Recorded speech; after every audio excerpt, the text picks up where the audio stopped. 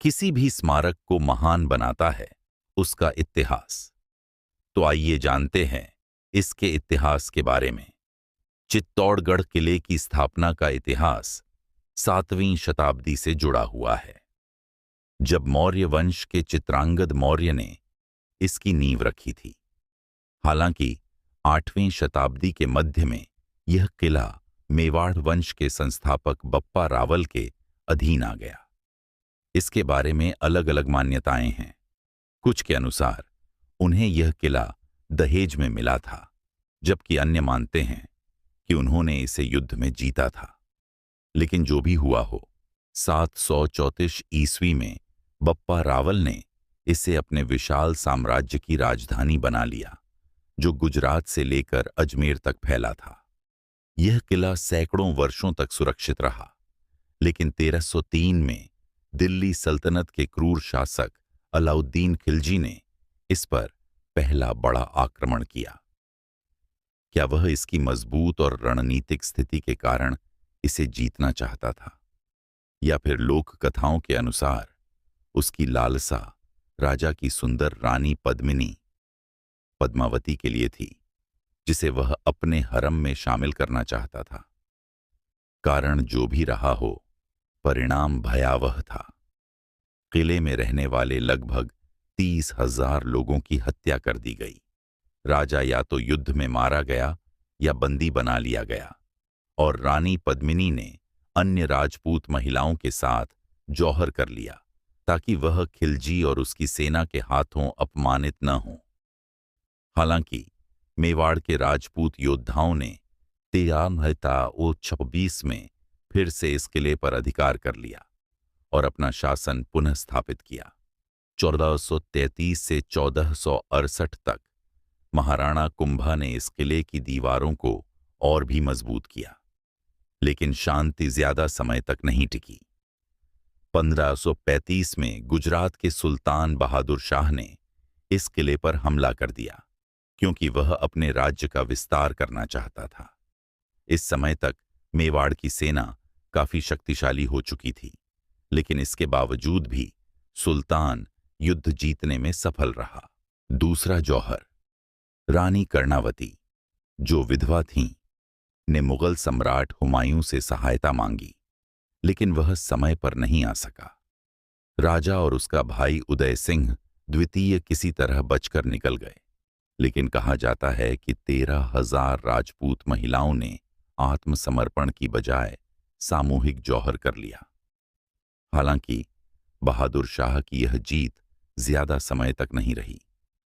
जल्द ही हुमायूं ने सुल्तान को चित्तौड़गढ़ से निकाल बाहर किया और युवा राणा विक्रमादित्य को किले का शासक बना दिया, शायद यह सोचकर कि वह उसे आसानी से नियंत्रित कर सकेगा। लेकिन मेवाड़ के शासक अन्य राजपूतों की तरह मुगलों के सामने झुके नहीं। मुगल सम्राट अकबर ने किले पर एक और भीषण हमला किया। उसकी सेना को किले की दीवारों तक पहुंचने के लिए सुरंगें खोदनी पड़ीं, और फिर बारूद और तोपों से इन दीवारों को तोड़ना पड़ा। आखिरकार अंत में वह किले को जीतने में सफल हो गया। इससे पहले ही राणा उदय सिंह द्वितीय वहां से निकल चुके थे और किले की रक्षा की जिम्मेदारी उनके सरदारों के हाथों में थी। अकबर की सेना ने हजारों लोगों की निर्मम हत्या कर दी, और एक बार फिर किले के भीतर हजारों राजपूत महिलाओं ने आत्मसम्मान की रक्षा के लिए जौहर कर लिया। चित्तौड़गढ़ का किला केवल पत्थरों से बनी एक इमारत नहीं, बल्कि राजपूत वीरता, आत्मसम्मान और बलिदान की अमर गाथा है, जिसने भारतीय इतिहास में एक अनूठी पहचान बनाई है। किले की वास्तुकला 180 मीटर ऊंची पहाड़ी पर स्थित और 700 एकड़ में फैला हुआ यह किला लगभग 13 किलोमीटर लंबा है, और इसका भव्य दृश्य किसी को भी मंत्रमुग्ध कर सकता है। किले तक पहुंचने के लिए एक लंबा मार्ग है, जो 7 विशाल द्वारों से होकर गुजरता है। ये द्वार हैं गणेश पोल, हनुमान पोल, पदन पोल, जोड़ला पोल, भैरव पोल, लक्ष्मण पोल और अंतिम व मुख्य द्वार राम पोल। इन सभी द्वारों का निर्माण किले को हमलावरों और आक्रमणकारियों से सुरक्षा देने के उद्देश्य से किया गया था। इन द्वारों की बनावट और उनका स्थान रणनीतिक रूप से इस तरह चुना गया था कि शत्रु को आगे बढ़ने में कठिनाई हो। बात करें इसके दर्शनीय स्थलों की। विजय स्तंभ। यह भव्य स्तंभ महाराणा कुंभा द्वारा मोहम्मद खिलजी पर विजय के प्रतीक रूप में बनवाया गया था। हिंदू देवी देवताओं की मूर्तियों से सज्जित यह स्तंभ चित्तौड़गढ़ किले में स्थित है। इसकी ऊंचाई से पूरी चित्तौड़ नगरी का अद्भुत दृश्य दिखाई देता है, जिसे देखना हर पर्यटक के लिए एक अविस्मरणीय अनुभव होता है। यहाँ जैन देवी पद्मावती की छवि भी देखी जा सकती है। दिलचस्प बात यह है कि यहाँ अल्लाह शब्द अरबी में 9 बार उकेरा गया है। बात करें कीर्ति स्तंभ। जैन संस्कृति की महिमा को दर्शाने के लिए जैन व्यापारी जीजा भागरवाला द्वारा यह स्तंभ बनवाया गया था। यह स्तंभ प्रथम तीर्थंकर आदिनाथ जी को समर्पित है और इसमें दिगंबर जैन संतों की सुंदर मूर्तियां उकेरी गई हैं। गौमुख जलाशय। किले के पश्चिमी छोर पर स्थित यह जलाशय धार्मिक दृष्टि से अत्यंत पवित्र माना जाता है।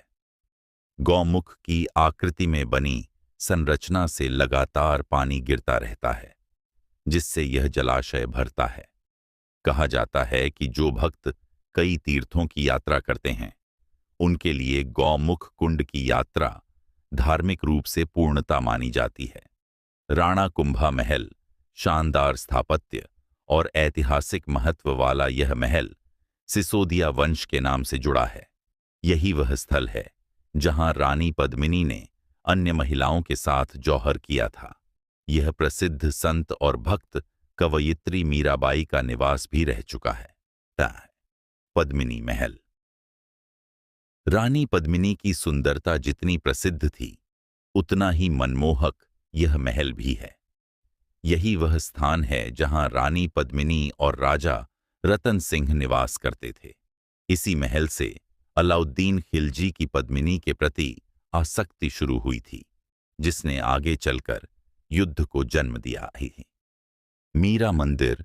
भक्त मीराबाई को समर्पित यह मंदिर 1439 में महाराणा कुंभा द्वारा बनवाया गया था। भगवान विष्णु की पूजा के लिए प्रसिद्ध यह मंदिर शांति की तलाश कर रहे पर्यटकों के लिए आदर्श स्थान है। इसकी वास्तुकला इंडो आर्यन शैली की मिसाल है। मंदिर के बाहर एक अद्वितीय मूर्ति है, जिसमें 5 मानव शरीर और केवल एक सिर है, जो यह दर्शाता है कि सभी धर्म, कुलतरनाय, संस्कृति और समुदाय एकता में रहते हैं। कालिका माता मंदिर। 14वीं सदी में निर्मित यह मंदिर देवी काली को समर्पित है। मंदिर की वास्तुकला और दीवारों पर बनी कलाकृतियां अत्यंत आकर्षक हैं, जो इसकी ऐतिहासिक और धार्मिक महत्ता को दर्शाती हैं। चित्तौड़गढ़ का हर कोना इतिहास, भक्ति और शौर्य की गाथाओं से भरा है। यह स्थल न केवल दर्शनीय है, बल्कि भावनाओं और गौरव का प्रतीक भी है।